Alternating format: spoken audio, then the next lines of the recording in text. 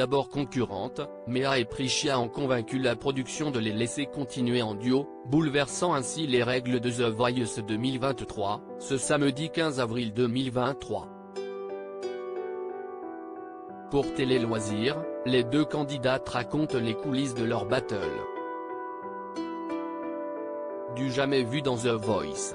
Ce samedi 15 avril 2023, à l'issue de leur battle, Priccia, 26 ans, championne de France de beatbox 2020, et Méa, une danseuse professionnelle de 2 ans sa cadette, formulent une étonnante requête. Malgré le choix de Zazie d'éliminer cette dernière, les deux tals exhortent le jury de les laisser continuer l'aventure. Ensemble. Quoi qu'il arrive, notre duo doit perdurer, tente de faire valoir les jeunes femmes qui, après coup, nous jurent que personne n'était au courant, à part elle, du pacte qu'elle avait scellé un peu plus tôt, le jour même de l'enregistrement de l'émission. En fait, nous attendions de voir comment les événements allaient tourner en direct, avant de dévoiler notre intention artistique, révèle Priccia, jointe par Télé Loisirs. La production de The Voice 2023 désemparée face à la demande inédite de Méa et Priccia en plateau, cette demande totalement imprévue a suscité un vrai moment de flottement, puis d'ébullition. Nous n'avons rien vu venir, raconte a posteriori Pascal Guy, le producteur artistique du télécrochet, nous étions à la fois heureux et embêtés par cette super proposition car nous ne l'avions jamais envisagée d'un point de vue contractuel, explique-t-il.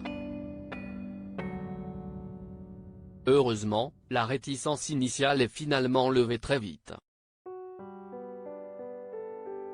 Par un vote à main levée, les coachs, ainsi que tous les candidats présents lors du tournage des battles, actent la demande de Méa et de Priccia, désormais liés par un même destin artistique. On rigolait tellement que la production pensait qu'on se connaissait depuis longtemps, Méa et Priccia, The Voice 2023, évoquent leur amitié et pourtant, en coulisses, cela faisait quelque temps déjà que la complicité des candidates était évidente. Pour Télé Loisirs, le duo se remémore leur rencontre.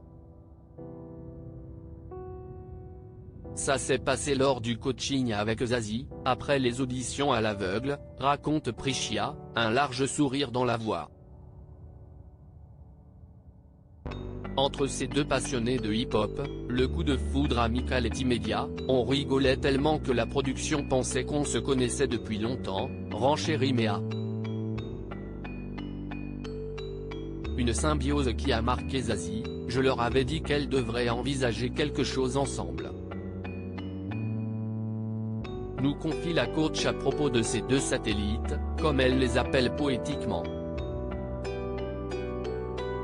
Plus les jours passent et plus leur tandem fusionne, notre duo allie deux énergies opposées qui, une fois réunies, créent un équilibre, analyse Priccia, originaire de Porto au Portugal et venu s'installer en région parisienne il y a 10 ans avec Louis et Louisa, ses parents.